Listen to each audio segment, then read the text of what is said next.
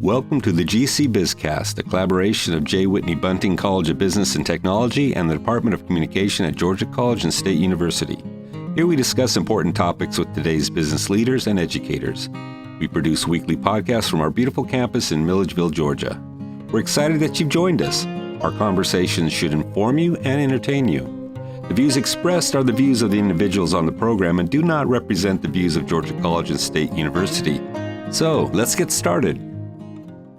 Hello, everyone. Thank you for listening to the Georgia College BizCast. I am Maggie Malcolm. I'm a senior marketing major here at Georgia College. Other special host today. And then I'm Charlotte Joyner. I'm a junior marketing major. And I'm Maya Hassler, and I'm a sophomore marketing major.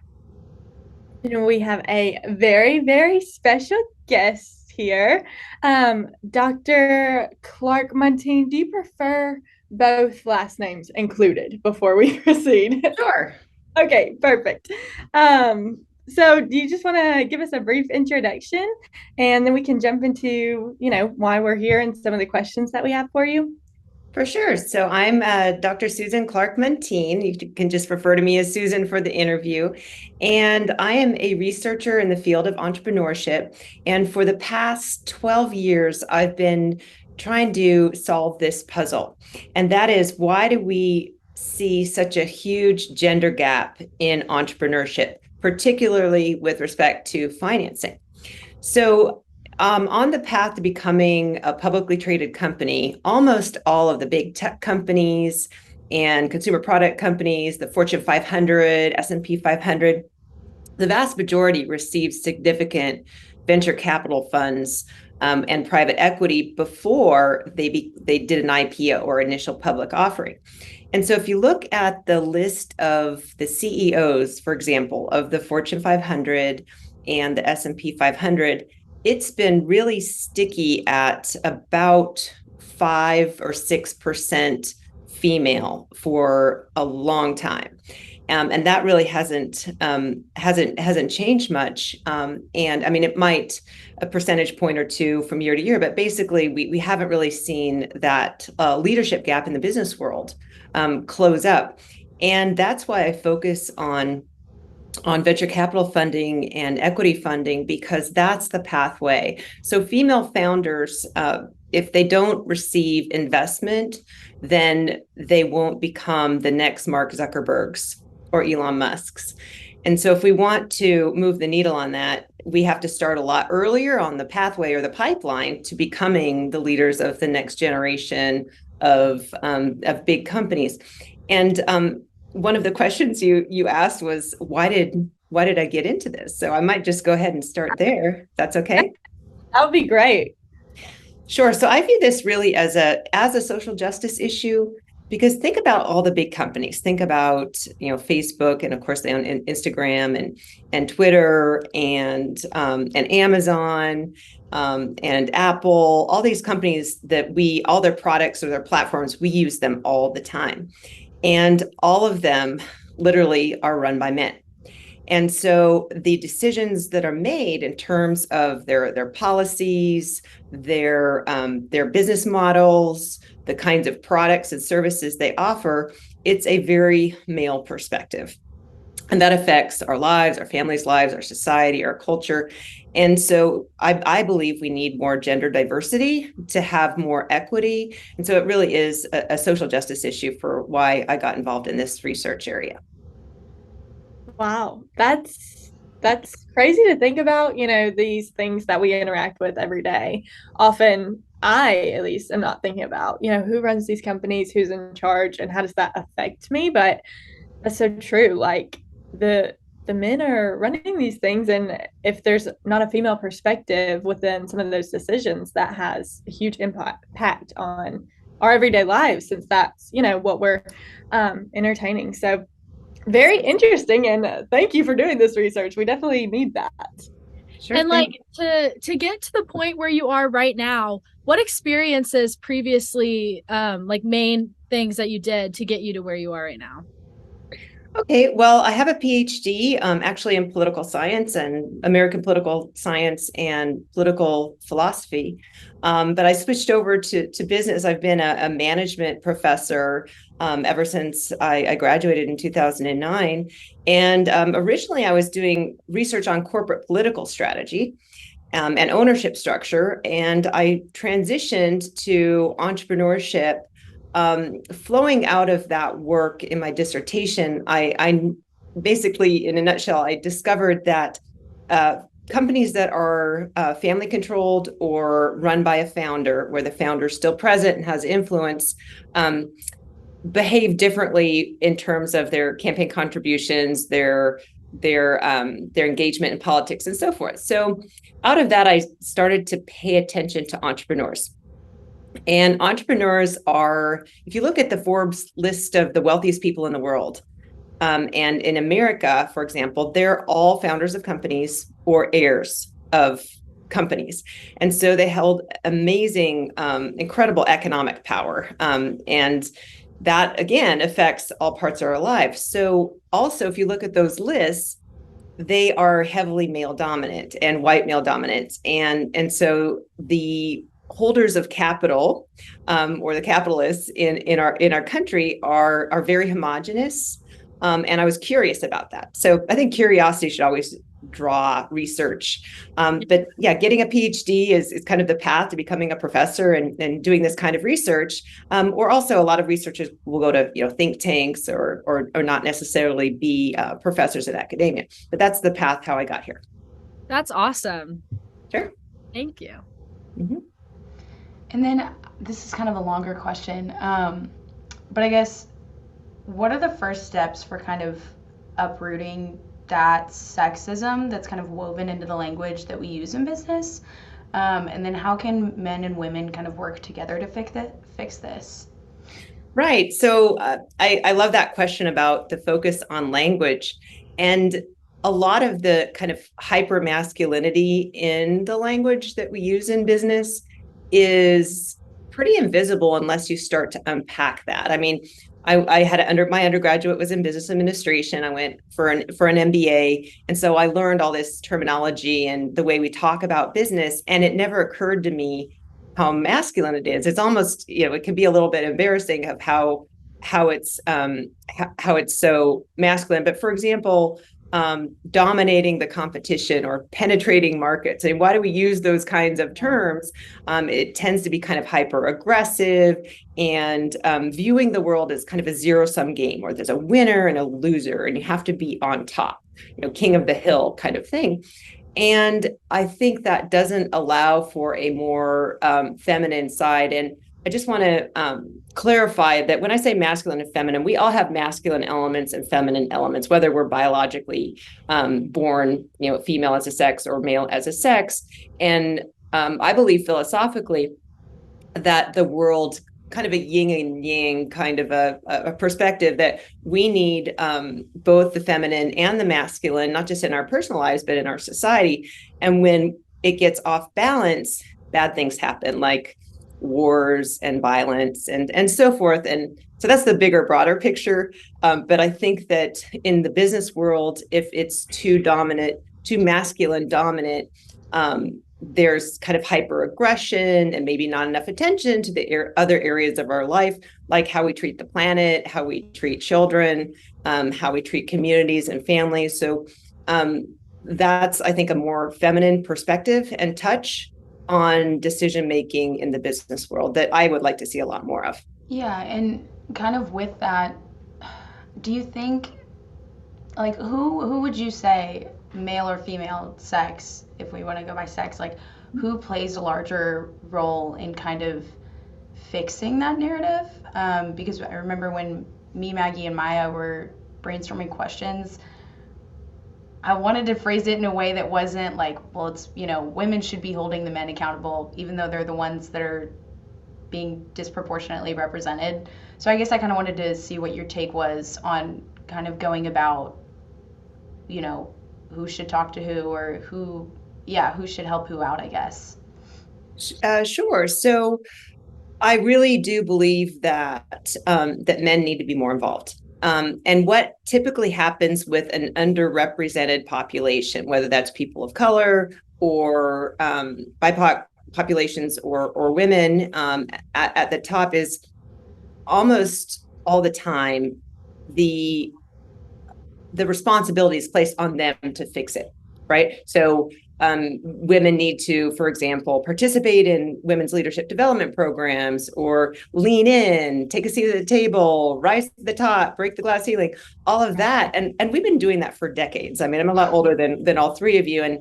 And this was an issue back in, the 80s and the 90s that, and the focus was on women fixing themselves, or as a group fixing themselves. And that just hasn't, there was some success. Certainly there are people that have, broke through the glass ceiling, but they're individuals, and the whole system hasn't changed. We still have today, if you look at what's happening in our political world and our social world, in some respects, we've gone backwards.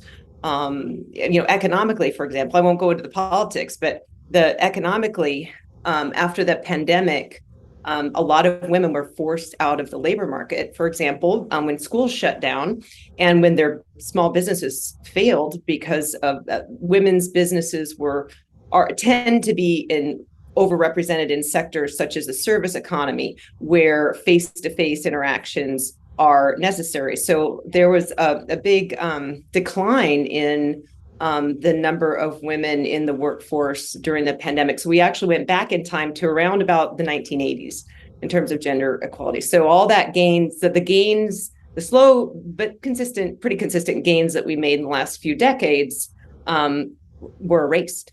Yeah. And so there's a lot of work to be done, but not just by women, but men also. And this work in the book, I think we really do take a different perspective, my co-author and I, on trying to fix the decision makers and not those that are being left out of the game.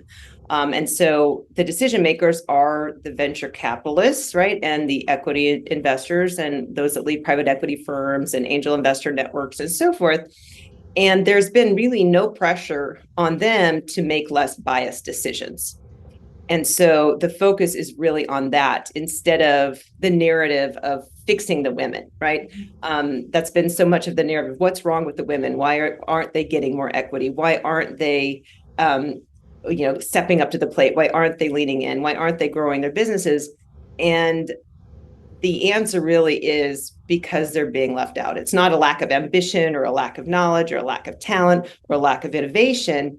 It's that they can't scale to the extent that male-founded businesses can scale because they're not receiving the funding. And the percentage is 97%. 97% of all venture capital funds go to men. Yeah. And they literally call it the 3% club. If you get venture capital funding, you're part of the 3% club of women, and that actually went down to 2% in last year. Yeah. Wow, that is very crazy to hear, because growing up, I mean, I feel like our generation especially has felt like a tinge of, this is our time, we're changing things and things are getting better. And to hear that number, it's like, wow, no, not yet. Like, we are making strides, but we're not there yet. And sure. I think that's important to remember.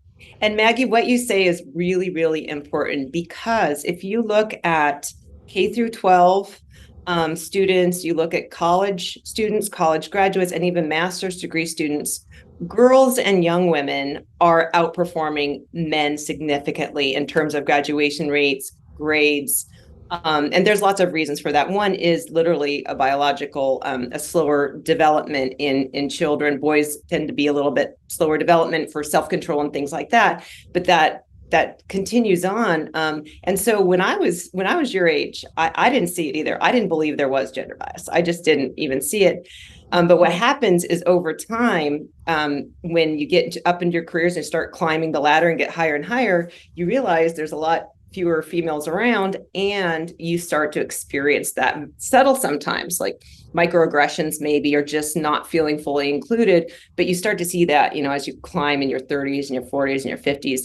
And so that's when it really became, I became more aware of it later in my career. There's something else that happens in the business world, and that's called the maternal wall bias. So think about when in your 30s and 40s, a lot of women are having children. And it used to be thought that that's because they're stepping back to take care of their kids, and that's why there's a gender gap. But that's not the full story. In fact, a lot of women that don't choose not to have children, or that don't choose to take, significant time off, also experience this bias. And so there's lots of reasons for that, and I could go into why there's gender bias in general in the business world, but I'll pause there and let you ask more questions.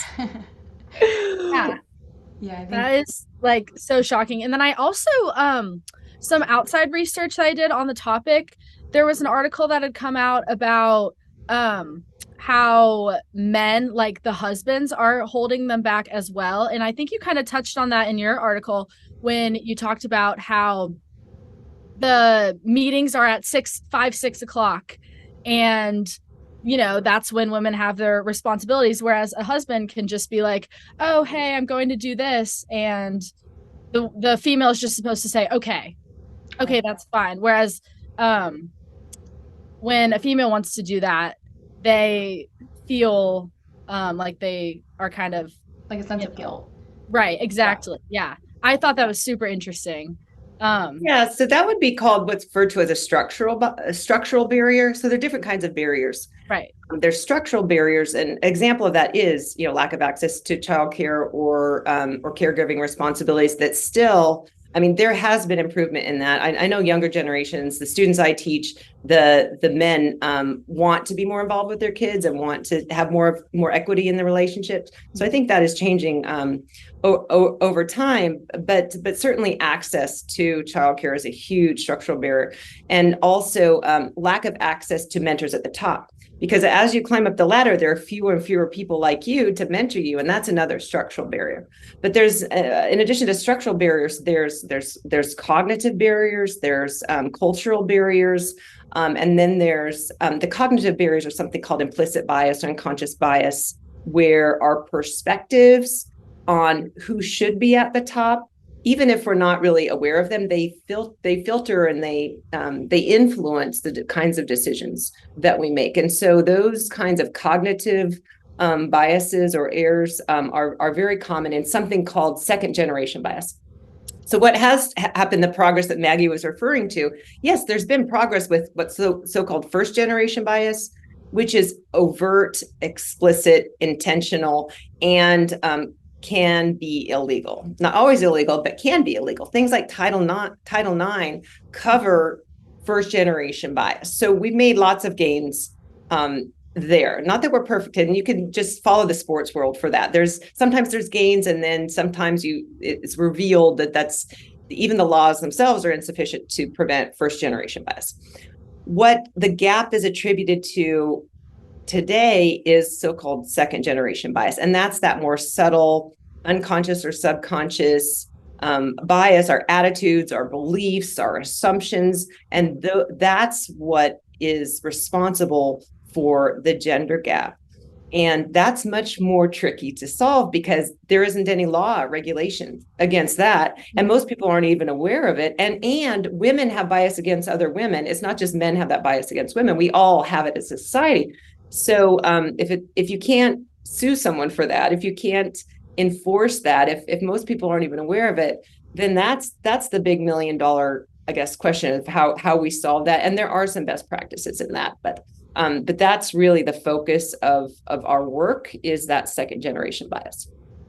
So then, do you think that bias is the reason that women feel the need to minimize themselves when they're asked about whether they're an entrepreneur or not, whereas a man automatically is like, yes, I'm an entrepreneur? Like, yes, okay. You hit on something so important, and there's women internalize the messaging that tells them they're lesser than, right? And so, but part of it, let's just take the whole leaning in was this movement to, intentionally and rather aggressively step up to the plate, ask for a raise, take a seat at the table, and all of that. And what ended up happening in practice is that a lot of women were punished for that. And so when women internalize that people won't like them if they step up to the plate, if they lean in, if they act more like in their masculine way, they're unliked. So this is actually, there's a name for this. It's called the likability versus competence double bind, where it's this line that women walk if they want to be liked and thought of as, nice and supportive and warm and caring, the typical feminine traits, they're viewed as less competent in the business world. But if they are super competent, assertive, aggressive in their ambition, pursue everything, basically, let their masculine side dominate and lead them up the path, then they're not liked. Yeah. And people will punish them or sabotage them. And so that's a huge problem in politics as well as in business. Yeah. Well, that kind of bias and deeply rooted sexism is just everywhere. Like the kind of microaggressions or all of that. I really liked what you said earlier about how there's a Title IX and there's laws for that first generation, but for this kind of second generation, like Maggie was even saying earlier, when our generation was born, we were really gun-ho and really, thought we had it a whole lot better, and we do. There's no minimizing that, but I think it is really important to talk about how do we even begin to go about regulating microaggressions. I mean, I feel like the only thing we can really do, especially company-wide, let's say we're a big Fortune 500 company, is have a talk on, recognizing microaggressions. And we can really just have a bunch of talks. But I guess my question is kind of, is there any, your research is, I'm not trying to discredit your research whatsoever, but is there any firmer action that a company can take than just kind of hosting a talk? Because I feel like that may even kind of minimize it, I guess. Oh, sure. Yes. Certainly a one and done kind of approach isn't sufficient. Having, Women's Month or Black History Month, that's, it's some more symbolic and signaling than actually changing the system. But there's a book out, Daniel Sue, S-U-E. He wrote a book on microaggressions. And in that book, and if you Google on YouTube, microaggressions and his name, there's a short video that I show my class when we talk about implicit bias, and there are really 5 recommendations there. And if maybe I won't have them on the tip of my head, but I'll at least mention a few that I remember. One is not to get defensive. So, and this is kind of going back to that question of what men can do. Believe women, right? Ask what they want and they need. Check your assumptions. And when someone raises, hey, I felt this or I experienced this, don't demean it, belittle it, or gaslight it. Listen and don't get defensive. That's number 1.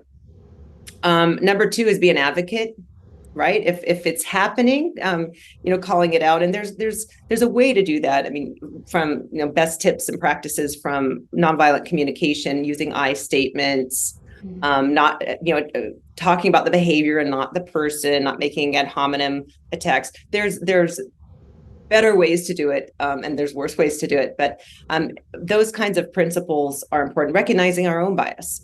There is Harvard Business School put out a implicit association test, the IAT, and anyone can take it, and it measures all kinds of biases. So you can actually take the test for free, and that's a way. So being aware of our own implicit bias is an important. And then on the training, in addition to just having conversation about it, there's best practices with training too. And one really important point is that it's not sufficient. It's necessary, but not sufficient to have that training and awareness. The second step is accountability. So holding people accountable, whether that's through actually, quotas or through performance metrics of moving the needle of having more women and people of color at the table, looking at pay gaps, looking at appointment and promotion gaps, evaluation gaps. So through the whole life cycle, their implicit bias shows up everywhere. And there's got to be accountability for fixing the system, as well as awareness of how to fix the system. Thank you. And I love that because those are practical things that a company can do. So it's not, even though we don't have the laws, it's not like we can't still address this and see a difference. There was something you said earlier about the role of mentorship in entrepreneurship. And, once you get closer to the top, there are less women around. And so having that mentorship might look a little different, or it might diminish as you move up the ladder. Can you talk a little bit about why mentorship is important and what role that really plays within entrepreneurship? Oh, for sure. So mentorship is everything. It really is. But I think that this is what I recommend to female founders and leaders that I consult and that are my friends and in my network. You really need both. You need there's a time and a place, I believe, for all female networking groups and support groups. And that is more of a morale booster and a support, an emotional, psychological support group. That these women-only spaces, I think, are really necessary. However, I think that you need male mentors as well, because males provide different kinds of mentorship, particularly at the top. Access. They have the capacity to include intentionally, and they can get you connected with other males at the top. So you need both. You need male mentors and you need female mentors. And mentorship, you don't know what you don't know. And you can always get advice of how to do things better, right? And in the entrepreneurial world, when you're creating something out of nothing and you need, a lot of assistance and help, my co-author and I have this term, entrepreneurship is a social practice. It's not done. There's this myth of the entrepreneur, couple of dudes in a garage creating, IBM or whatever. Yeah. But that's not how it works. All companies are built and supported by multiple people.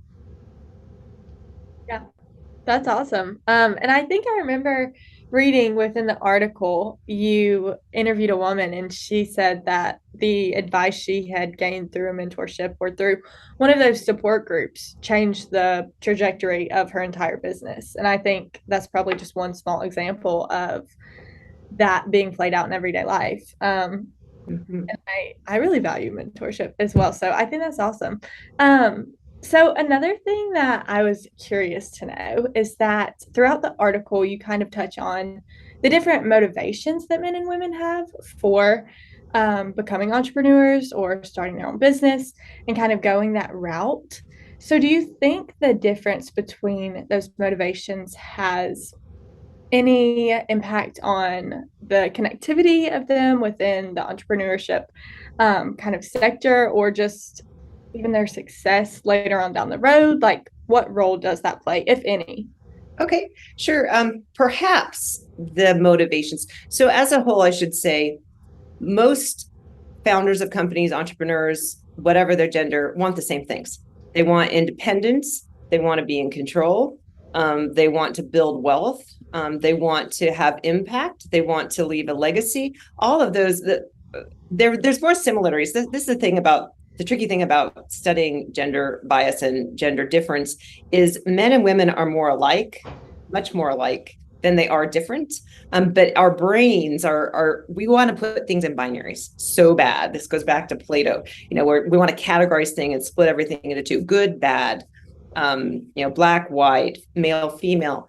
But in reality, we're all human beings. I mean, human beings are much more similar than they are different. And so we have to be careful with the research when we assume that women have, for example, different leadership styles or different motivations for starting a business.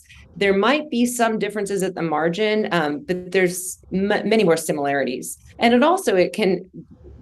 downside of putting everything in a binary is it puts men in a bind too, right? So what if a man wants to start a childcare center or a more caring and more slow growth business? That should be, valued by society and not questioned. And so I think we have to be really careful when we put things in the binary. But that being said, at the margins, more women report wanting to have more of a positive social impact and positive environmental impact. So more of the triple bottom line, or the people, place, and planet, economic, social, and environmental positive impacts. And I think that's nothing but positive, right? I mean, we need this in, the era of climate change and social injustice.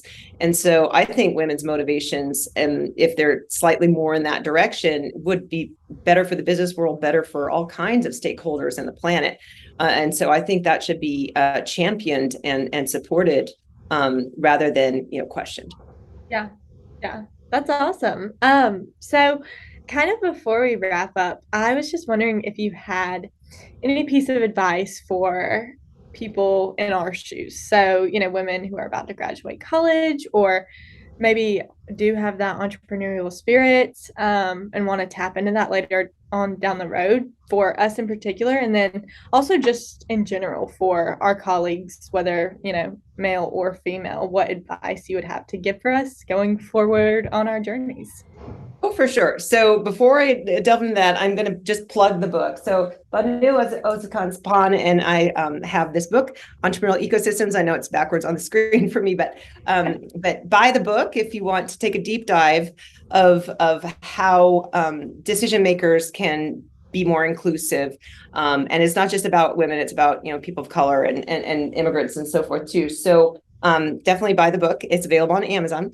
And then advice for young people in your shoes. Consider entrepreneurship as a path. K through 12 and largely college, if you listen to the discourse, it's about getting a job, right? Being an employee. Consider employees make something called earned income. The path to wealth and to power, wealth is power in a capitalist system. The path to wealth is through passive income. Passive income, business ownership, real estate ownership, where you can, it's unlimited, right? Our ability to earn income is limited. So passive income is the source of both wealth and wealth inequality. And so consider financial planning for your future as being a business owner and an investor, because that's the path to wealth. And when the wealth gap is, we talk about a lot about the gender gap in wages and in salaries, and that's, what is it, the 77 cents or something, 70, 80 cents to the dollar. And the focus is there. That's not even the driver of wealth and economic and political power. The driver of economic inequality is wealth inequality. And so women only own about 30 cents to the dollar so we need to really focus on who owns the assets, and who owns the wealth, and closing that gender gap. And that's why I would encourage you to consider the path of an entrepreneur, because that's the path to, again, wealth, and wealth is correlated with economic and political power, and we need a lot more of that in today's world. I 100% agree. Is there anything that you're working on right now that you want to tell us about? Yeah, sure. I am getting a little bit more back into the prior research I was doing on corporate political influence. I've been quite concerned lately at the amount of dark money in politics.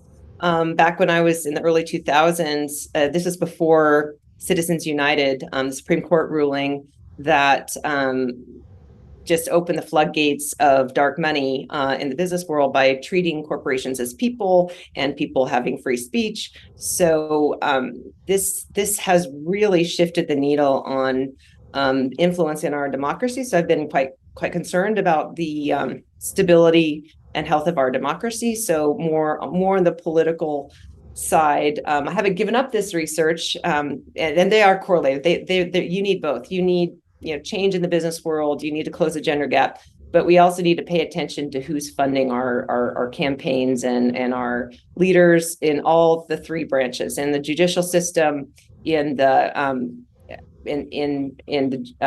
legislative, and in the executive branches. That's where a lot of decisions that affect all of our lives are made, and so the public needs to pay attention to that. Well, thank you so much, Susan. It's been such a pleasure. All of your advice. I know Maggie, me, and Maya are like over the moon that we got to talk to you. And I will definitely be ordering your book after we finish up, because I was definitely eyeing it on Amazon probably last week or so.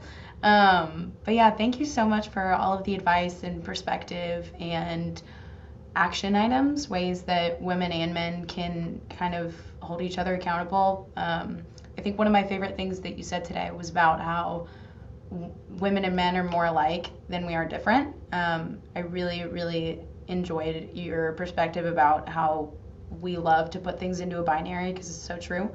And yeah, we all really enjoyed talking to you today. Yeah, it's been my pleasure, and I wish you all the best success, and do keep in touch. Yes, thank you so much. Thank you. Thank you. Thank you.